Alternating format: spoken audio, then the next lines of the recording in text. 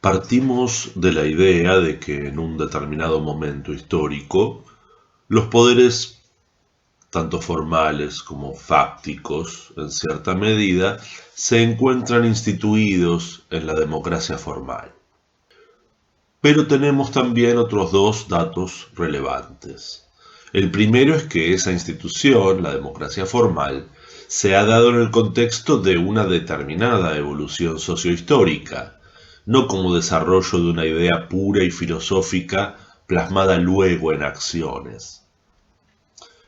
La filosofía y las ideas puras, por lo menos hasta lo que sabemos, influyen en la realidad a posteriori. En todo caso, sirven para establecer luchas políticas y evidentemente no es el caso de la democracia que haya llegado a constituirse como realidad social simplemente porque fue una buena idea, sino después de un largo proceso de lucha y avances y retrocesos que, bueno, están en un punto dado de su propia evolución. No hay por qué pensar que el estadio actual de la democracia formal sea su último estadio posible. De hecho, el propio proceso de mundialización, de globalización, altera de facto las condiciones de funcionamiento de las democracias formales, aunque esto no se refleje en la estructura jurídico-normativa. Y en todo caso, esa evolución sociohistórica es el desenvolvimiento de una serie determinada, específica, de conflictos y condiciones de desarrollo, cuya resolución queda plasmada en la estructura de sus institutos, que es lo que le permite a estos gestionar los conflictos conservando la estructura general, porque siendo importante como es, la democracia formal es una serie de dispositivos posibles, pero no los únicos posibles, para gestionar las tensiones en sociedades complejas. Nada dice que la estructura capitalista en cualquiera de sus formas requiera necesariamente formas democráticas para ser gestionada. Simplemente parece que la democracia formal es un buen mecanismo general de gestión de las tensiones particulares de la economía de mercado. El segundo dato relevante es que las asimetrías, los conflictos y reclamos continuarán, precisamente porque el sistema jurídico político se dispone a gestionarlos, no realmente a resolverlos, a menos que sean intolerables para la estructura o que no sean realmente estructurales. Es una cuestión que hay que tener en cuenta también en el caso de las luchas vinculadas a derechos humanos, cuando se resuelve favorablemente un conflicto, creo que he hecho ya un par de advertencias al respecto, es bueno mirar si esa victoria puntual no encubre o una derrota a largo plazo o una domesticación del conflicto que no alcance a cubrirlo realmente. Claro, cuando se consigue detener una masacre, eso siempre es mejor que la continuidad del problema, lógicamente. Pero entiendo que la lucha utilizando herramientas como los derechos humanos no se restringe simplemente a evitar el mal presente e inmediato, sino a conseguir mejores condiciones de vida para las personas y poblaciones. También es un tema de debate. ¿Para qué están realmente allí los derechos humanos? ¿Si para mejorar la situación de la humanidad o simplemente para, bueno, atajar los penales que le tire la historia a los sistemas de dominación económica, política, internacional y demás? Ahora, ¿cómo se instituyen esas asimetrías, los conflictos, los reclamos? ¿Cómo los percibe el sistema jurídico político? Básicamente se percibe a través de la formación de intereses colectivos organizados, que están orientados a defender una determinada posición en un enfrentamiento o en un confrontamiento con otros intereses. El resultado de cada proceso particular es la conformación de una expresión política del interés, al que denominamos genéricamente corporación, en el sentido de que toma cuerpo ese interés particular. Es cierto, hemos tomado esta idea como préstamo lingüístico de la idea anglosajona de corporation, de tal modo que al desarrollo de cada estrategia denominamos a su vez acción corporativa, porque ni es una acción general, no es aleatoria y ciertamente no es la acción de un agente particular. Poco tiene que ver con la idea de acción colectiva que está detrás de la idea de los movimientos sociales o los movimientos políticos de gran escala, porque lo que distingue a la acción corporativa es la estrategia de acción, las referencias prácticas, las series de acciones organizadas. Una acción corporativa puede perseguir un interés muy inmediato, muy pequeñito, defender el centro cultural barrial, puede generar la aparición, claro, sí, de un movimiento local, pero a lo que nosotros nos referimos es cómo se va a presentar el reclamo de esa defensa frente, por ejemplo, al Estado en su representación o en su forma local. Puede ser una municipalidad, puede ser incluso un distrito dentro de una ciudad.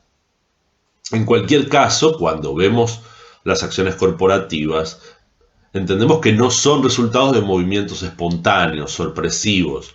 Son expresiones de tensiones preexistentes, aunque no lleven mucho tiempo de existencia, que han madurado, por así decirlo, ideológicamente. Para expresarlo en su fase práctica, existe una situación frente a la cual la gente que tiene el mismo interés se pone a hablar, comparte ese interés y genera en forma común, corporativa, una serie de estrategias para defender ese interés y llevarlo adelante en lo que a nosotros nos preocupa frente a los institutos, a las formas u órganos de tipo estatal, por decirlo así, porque bueno, es quien debe resolver. ¿Por qué? Bueno, porque al ser el Estado la entidad que conserva las potestades del uso de la fuerza y de la producción normativa legítima, y la normativa legítima es la manera en la que tienden a expresarse las expectativas de las regularidades sociales, lo que se espera que sea así todo el tiempo hasta que cambian las condiciones, la acción corporativa tenderá a expresarse teniendo al Estado como interlocutor o a la fuerza pública como interlocutora. Es cierto que esto, como decíamos antes, excede, no aplica necesariamente a los límites de la democracia formal. Simplemente en la democracia formal se ve todavía más, al ser un Estado que centraliza el uso de la fuerza, esta tendencia a concentrar o enfocar la dirección de los reclamos. Este reclamo corporativo tendrá la forma de una exigencia respecto de la agenda política primero y de las políticas públicas después. Insisto con lo de llamarlo reclamo corporativo para distinguirlo de categorías algo más genéricas, muy utilizadas, pero más vagas, como reclamo social o reclamo colectivo. La idea de acción corporativa reclama la observación de cuáles son los agentes concretos y los modos de acción concretas. Esta quizás es la diferencia conceptual. En todo caso, como la organización jurídico-política estatal ya se encuentra constituida y las tensiones son gestionadas por ella, circulan por ella, la acción corporativa siempre tendrá una menor o mayor apariencia de impactar contra la misma. Y por eso también la calificamos como transversal a los órganos e instituciones de carácter público. Estos tienen una estructura de funcionamiento por donde circulan sus propios modos de institución y todo nuevo reclamo, por decirlo así, la atraviesa en algún punto o intenta atravesarla en algún punto. Por otra parte, y esto incide en la descripción de lo transversal, que la acción corporativa particular pretenda un cambio en las expectativas de acción legítimas, no implica igualmente que utilice medios de presión igualmente legítimos o tan siquiera legales. Son dos cosas diferentes pretender que en la sociedad exista una cierta regularidad que sea una regularidad legal, legítima, ni siquiera socialmente aceptada. Puede tratarse de la continuidad de acciones directamente criminales. Tráfico de drogas, trata de personas, explotación laboral, trabajo infantil, destrucción del medio ambiente, utilización de agroquímicos tóxicos que envenenan a la población al mismo tiempo que aumentan la productividad. Pueden ser acciones criminales que pretenden continuar siéndolo. Y de esta manera la corrupción, la amenaza, el chantaje, el cohecho, son moneda corriente en los modos con los que una corporación puede llegar a perseguir sus intereses frente a las estructuras públicas, y el nivel de escala que puede pretender alcanzar, así como su nivel de presión, dependerán del poder efectivo que posea esa corporación. Y por supuesto, del grado de importancia que se le asigne a cierto interés particular. Por su parte, este poder efectivo no solo se articula de capacidades económicas o coactivas, también el capital cognitivo es importante para perfilar estrategias, y la experiencia en el campo más o menos estable de las tensiones estructurales contribuyen a incrementar la capacidad de gestión de una corporación particular. Aunque en el caso de cada interés debe medirse el alcance, por separado.